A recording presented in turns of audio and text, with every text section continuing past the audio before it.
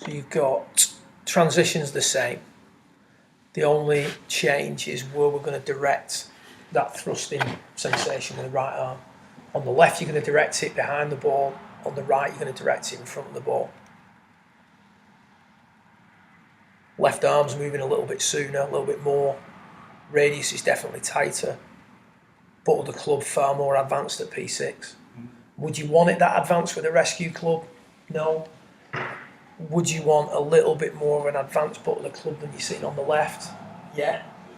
So but we know that a bad shot is, the butt of the club gets far wider than you're seeing on the left-hand side, doesn't it? It gets too wide too soon, left shoulder starts getting too high too quick, etc., etc. You consider what we're talking about the graph before, about going back into flexion before you spring up. It's on the left, the head goes back and up a little bit more.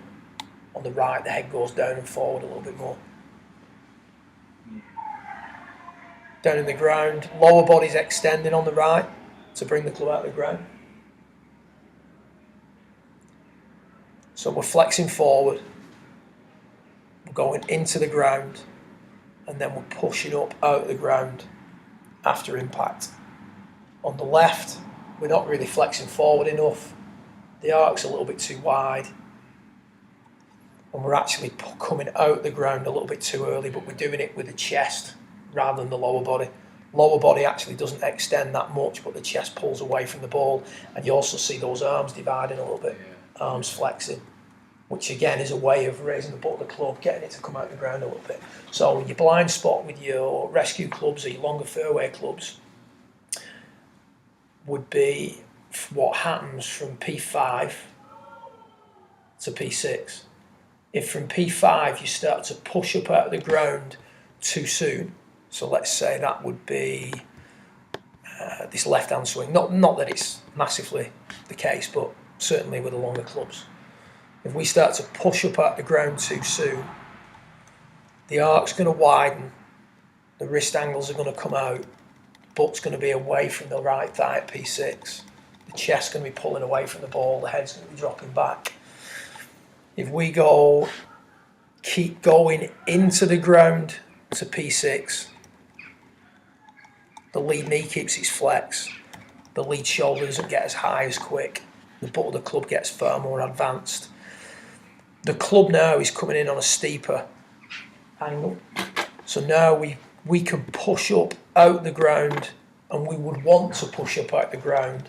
Lead shoulder raises, wrist angles come out, arc widens, which shallows out the angle of attack just enough, and we can extend through the hip. Now, you can get away with murder with the driver off a high tee peg doing that. Yeah, but you can't with a fairway club. If you've got a long club with little loft that's near the centre of the arc and set up, you can't get away with a bad sequencing. You can get away with extending too fast with the driver and still be relatively effective. Some players make that work, but you can't with the balls on the floor. Not going to get away with it the same. So, but pretty good change there at P6. It illustrates it very well when you hit before a bit after. Yeah. In terms of where I mean the only, like I said, with the drill, the only change we've talked about there is instead of directing this right arm thrust behind the ball, you're directing your right arm thrust to point us in front of the ball. Yeah. It's interesting how at the beginning of the, at the top of the backswing, I must consciously, left side looks straighter. It looks like, You've got more side benders. In terms of, because when you say do this, that you think, right, I'm going to have to get over there to get back to there. 100%. If you want to hit the ball, then the turf, instinctively, it makes more sense to stay on top of it. Yeah. Which, again, big high tee, ball way forward, creates a lot of axis tilt, severe angle in the shoulders. That's encouraging that left shoulder to stay high, which is pushing you off the ball. Is that really the best way to be effective off the tee? No. Is it understandable that you see players create that scenario? 100%. Yeah. If the tee gets really high, the ball gets really forward, and the player's set up behind the ball, it's doomed before he pulls the trigger, isn't it? It's always going to be left shoulder working down from there is nigh impossible, isn't it? So you start to get some feels based on sort of that simple drill of directing the sort of energy of the thrusting pattern in front of the ball rather than behind it. You've seen some visually some good changes.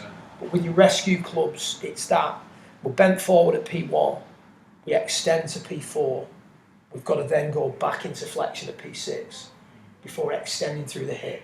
If you extend to P4, start to flex forward to P5 and then start to extend in because you think, oh, I've not got much loft. Need to help it up. For whatever reason, you're gonna get bottom edge strikes, heel strikes, potentially top and off.